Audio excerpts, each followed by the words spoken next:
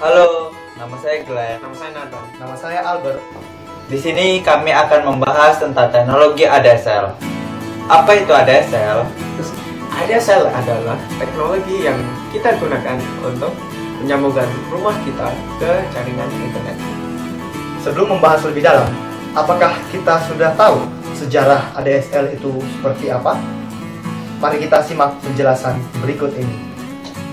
Penelitian tentang cara pentransferan data berkecepatan tinggi dengan menggunakan saluran telepon sudah lama dilakukan oleh orang.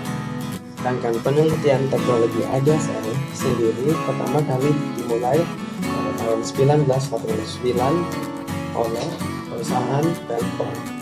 Pada saat itu, aplikasi teknologi ADSL ini hanya sebatas pada VOD, Video on Demand, di mana kita bisa menyaksikan suatu acara, program TV, dan sejenisnya sesuai dengan keinginan kita saja kapanpun. Akan tetapi, pada saat itu teknologi ADSL yang dikembangkan oleh Bellphone ini tidak begitu mengalami kemajuan dan dapat dikatakan mengalami kemajuan.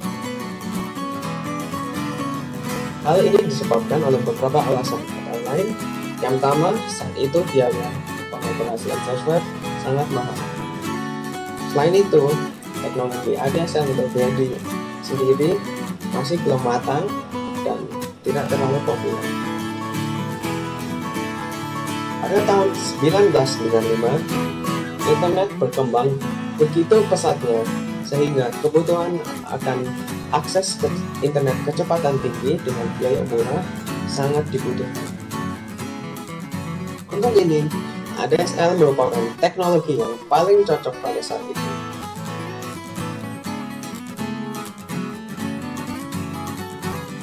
Tujuan ADSL adalah pengiriman data tanpa menggunakan repeater. ADSL bekerja secara paralel dengan telepon dalam satu medium yang sama, yaitu kabel tembaga. Ini bisa dilakukan karena frekuensi sinyal yang digunakan oleh ADSL dan telepon berbeda. Jika sebuah sinyal dikirim dari telepon exchange ke sebuah rumah, sinyal tersebut akan masuk melalui sebuah filter ADSL yang membagi sinyal telepon dan ADSL. Kenapa menggunakan filter? Mari kita mengkaji lebih dalam lagi. Ketika ADSL dan telepon bekerja dalam satu medium yang sama, elektronik dalam telepon bisa bermasalah akibat frekuensi tinggi dari ADSL. Sinyal ADSL bisa menjadi noise bagi telepon elektronik, di mana telepon mendemodulasikan frekuensi yang lebih tinggi dari range operasinya, sehingga menjadi noise. Untuk bisa menjalankan sistem ini dengan baik tanpa saling mengganggu, ADSL dan telepon harus dipisah. Bandwidth untuk telepon berada pada frekuensi 0 sampai 4 kHz. Sedangkan untuk ADSL berada pada frekuensi 1 kHz sampai 25 kHz. Pada filter terdapat port output bagi ADSL dan telepon.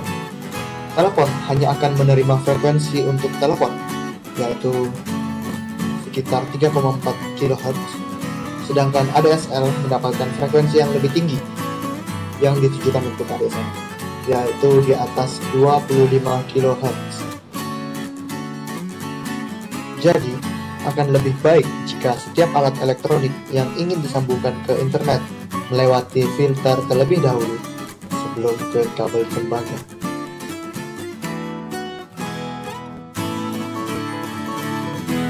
Kelebihan ADSL. Yang pertama, pembagian frekuensi menjadi dua, yaitu frekuensi tinggi untuk mengantarkan data, sementara frekuensi rendah untuk mengantarkan suara dan faksimal. Yang kedua, bagi pengguna di Indonesia yang menggunakan layanan Speedy, ADSL membuat akses internet menjadi jauh lebih murah. Akses internet tanpa khawatir dengan tagihan yang tidak sesuai dengan yang diharapkan. Kekurangan ADSL. Yang pertama, berpengaruh jarak pada kecepatan pengiriman data. Semakin jauh jarak antara modem dengan komputer atau saluran telepon kita dengan digital subscriber line akses multiplexer yang terdapat di gardu telepon, maka semakin lambat pula kecepatan mengakses internet. Yang kedua, penggunaan kabel tembaga masih dominan digunakan karena kabel serat optik masih belum merata digunakan. Hal ini menjadi akses internet belum maksimal seperti yang diharapkan untuk penggunaan data saat ini. Meskipun ADSL tergolong teknologi yang lama, ADSL masih tergolong relevan dalam era teknologi informasi saat ini.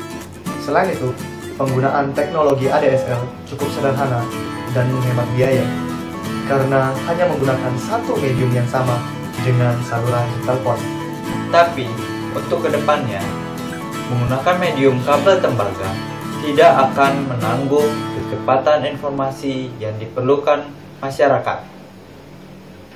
Oleh karena itu, disarankan untuk menggantinya dengan fiber optik.